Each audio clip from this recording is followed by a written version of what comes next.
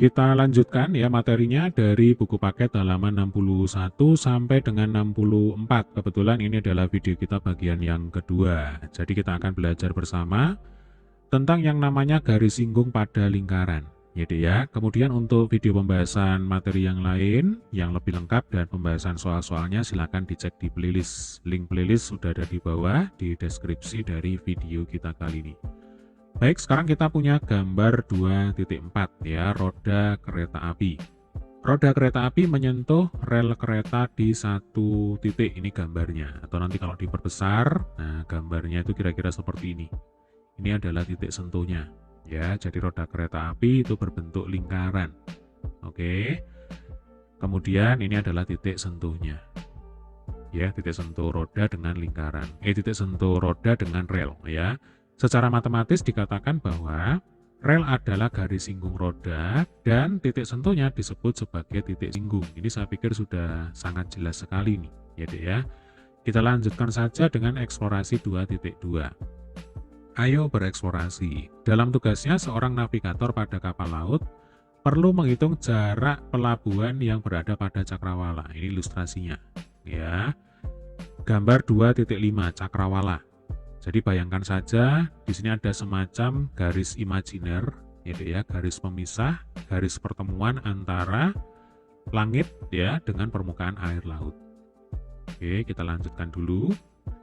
Titik biru, ini gambarnya sudah saya copy ya, sudah saya pindah di sini. Titik biru ini ya mewakili posisi navigator pada kapal.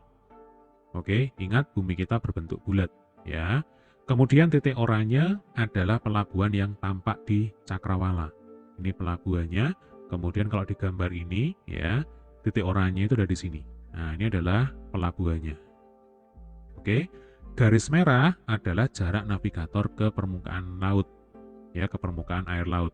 Berarti garis merah ini kata lainnya adalah ketinggian navigator terhadap permukaan air laut. Garis biru itu mewakili pandangan navigator ke pelabuhan. Ini garis biru, ya. Secara matematis, garis biru merupakan garis singgung. Ya kan? Sekarang mari bereksplorasi menyelidiki sifat-sifat garis singgung. Nomor 1. Pelabuhan pertama kali terlihat sebagai sebuah titik di kejauhan. Ya, bisa membayangkan ya, Dek ya. Garis singgung menyentuh lingkaran pada tepat satu titik disebut sebagai titik singgung. Nah, ini penting ya. Kalau kita bicara tentang garis singgung, berarti yang namanya garis singgung itu pasti berpotongan dengan lingkaran tepat hanya di satu titik singgung saja. Gunakan busur derajat untuk mengukur berapa besar sudut yang dibentuk oleh garis singgung dan jari-jari lingkaran, yaitu pada titik singgung. Nah, ini gambarnya ya. Sudut yang dibentuk oleh garis singgung dan jari-jari lingkaran pada titik singgung B sini ya, besarnya berapa coba? Kalau kita lihat dari gambar ini saja sudah langsung kelihatan bahwa garis singgung dengan jari-jari lingkaran itu pasti 90 derajat ya, pasti tegak lurus. Nanti boleh dicoba sendiri diukur dengan menggunakan busur derajat ya. Bagaimana dengan garis singgung yang menyinggung di titik berbeda? Jadi maksudnya titik singgungnya bukan di titik B lagi. Misalkan sekarang titik singgungnya itu ada di titik C ya. Jika ada titik singgung yang lain, berapa kira-kira besar sudut antara garis singgung dan jari-jari di titik singgung itu? Jawabannya adalah pasti sama dengan 90 derajat ya. Atau kalian dapat menjawab pertanyaan ini dengan cara menggunakan aplikasi ya.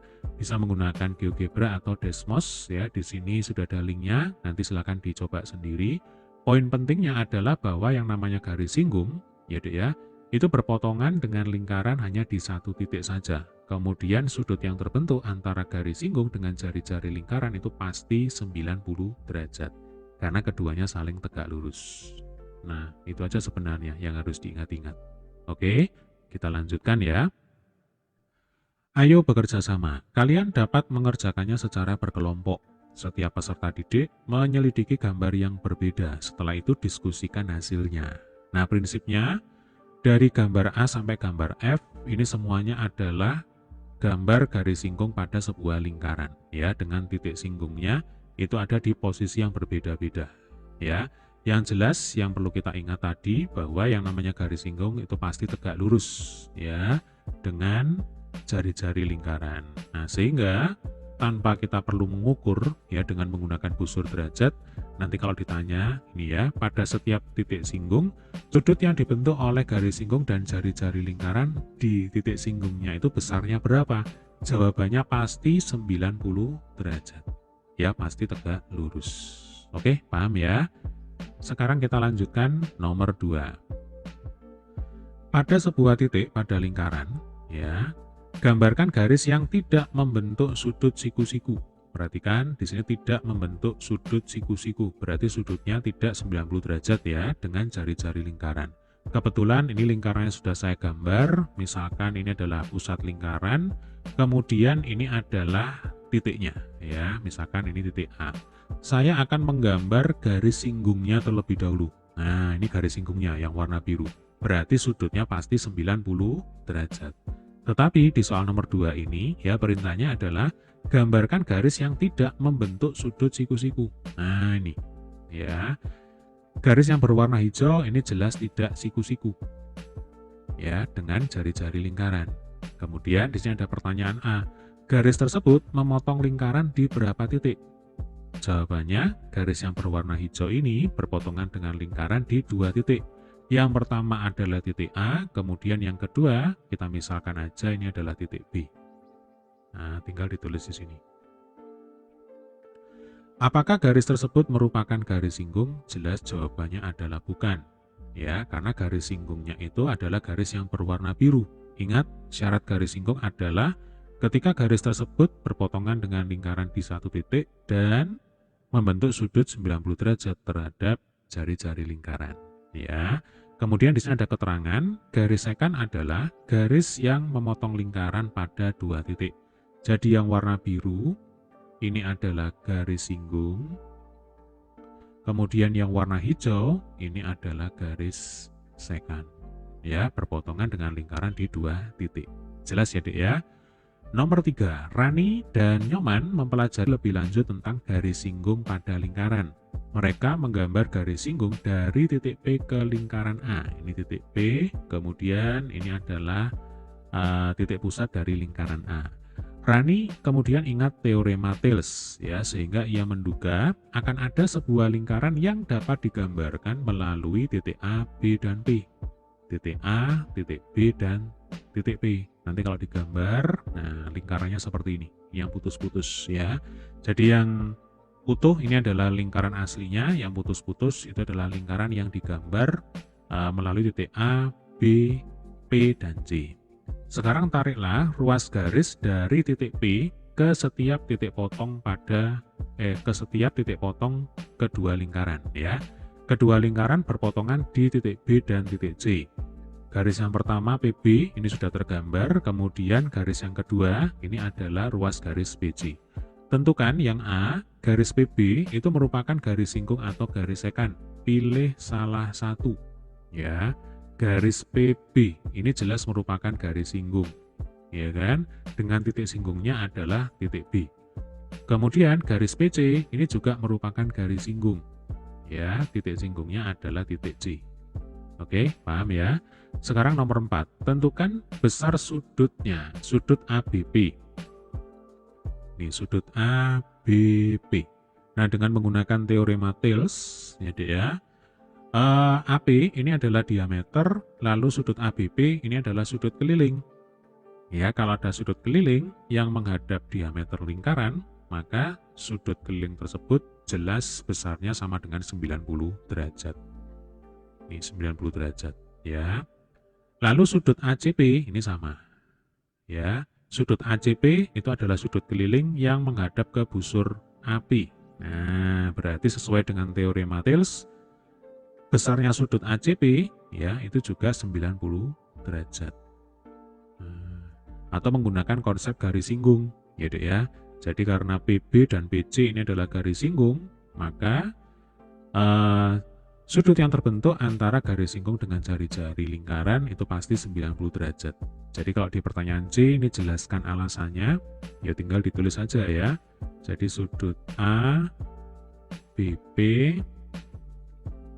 dan sudut ACP adalah sudut keliling ya, yang menghadap diameter AP sesuai teorema Thales. Jadi ya, sudut A BP akan sama dengan sudut ACP sama dengan 90 derajat. Nah, ini alasannya ya. Oke, kita lanjutkan. Nomor 5. Tunjukkan bahwa segitiga ABP kongruen dengan segitiga ACP. Kongruen itu adalah ketika ada dua buah bangun datar yang memiliki bentuk dan ukuran yang sama. Jadi, segitiga ABP itu siku-siku di B. Kemudian segitiga ACP itu siku-siku di C. Ya, kita tahu panjangnya AB, jadi ya, itu akan sama dengan panjangnya AC. Karena AB dan AC itu adalah jari-jari. Nah, kemudian AP, ya,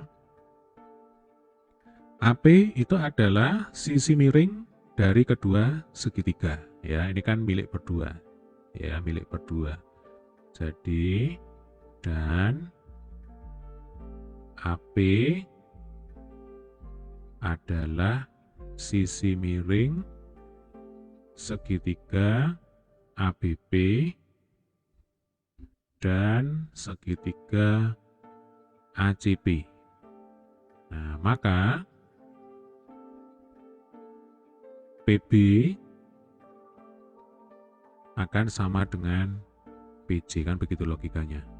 Ya, kalau AB sama dengan AC, kemudian PB itu sama dengan PB AP itu merupakan sisi miring bagi kedua segitiga, maka konsekuensinya adalah panjangnya PB ini akan sama dengan panjangnya PJ. Nah, karena PB sama dengan PJ, maka segitiga ABB dan segitiga ACP ini merupakan segitiga yang saling kongruen satu sama lain. Nah, kira-kira seperti itu ya. Jadi alur berpikirnya adalah ketika AB sama dengan AC sama dengan jari-jari dan AP adalah sisi miring bagi segitiga ABB dan segitiga ACP yang artinya panjangnya sama, dapat disimpulkan PB sama dengan PJ. Nah, konsekuensi logisnya ketika PB sama dengan PJ, maka segitiga ABB, saya tulis lagi ya, segitiga A, BB, dan segitiga ACP kongruen ya. Nah, ini akibatnya panjang PB, ini tadi sudah kita bahas juga sebenarnya. Nah, ini akibatnya panjang PB itu sama dengan panjang PJ. Kemudian sudut APB ya, sudut APB itu yang di sini. Saya pakai warna ungu aja. Nah, ini APB dan sudut APC yang di sini ya, itu besarnya akan sama dengan 45 derajat. Ya, jadi 90 derajat dibagi 2. Nah, berarti masing-masing 45 derajat. Dari sebuah titik di luar lingkaran dapat dibuat sebanyak 2 buah garis singgung yang panjangnya sama. Ya, jadi PB itu sama dengan PJ. Yang dimaksud panjang garis singgung adalah panjang ruas garis PB atau ruas garis PJ. Jelas jadi ya? Oke, sekarang kita lanjutkan dengan soal nomor 6. Nah, kita kembali ke kasus navigator kapal laut ya. Jika navigator tersebut mengetahui jari-jari bumi dan ketinggiannya dari permukaan air berdasarkan ukuran kapal, bagaimana cara dia menentukan jarak kapal dengan pelabuhan yang tampak di Cakrawala? Nah, di sini kita punya gambar ilustrasi ya, saya ambil dari situs Space Academy ya. Jadi bayangkan ini adalah bumi. Nah, ini bumi kita ya. Kemudian ini adalah pusat bumi. Lalu observer ini adalah navigator. Ya, berada pada ketinggian H di atas permukaan laut. Oke. Kemudian titik H ini adalah posisi pelabuhan. Ya, R ini adalah jari-jari bumi. Nah, maka akan terbentuk segitiga siku-siku di sini. Ya kan? Jadi ada segitiga siku-siku CHU. Segitiga siku-siku CHU, ya, siku-siku di H. Nah, karena CHU itu merupakan segitiga siku-siku, ya, maka berlaku teorema Pitagoras. Oh ya, sebelum kita lanjutkan, tujuan kita nanti di sini adalah menentukan D-nya itu berapa. Ya, D itu adalah jarak navigator ke pelabuhan. Ya, oke, kita kembali ke sini ya. Pada segitiga CHO berlaku sisi miring dikuadratkan. Ya, sisi miring itu adalah sisi yang berada di depannya sudut siku-siku. Nah, berarti OC kuadrat. Itu akan sama dengan penjumlahan kuadrat dari kedua sisi siku-siku. Berarti OC kuadrat itu akan sama dengan HO kuadrat ditambah HC kuadrat. Oke. OC kuadrat itu berarti kan R ditambah dengan H. Nah, ini. Ya kan? R ditambah H. Ini satu kesatuan, jadi ya, lalu dikuadratkan. HO kuadrat, ya, HO kuadrat itu adalah D kuadrat. Ini yang akan kita cari. Kemudian HC kuadrat itu adalah R kuadrat. Ini jari-jari bumi. Ya.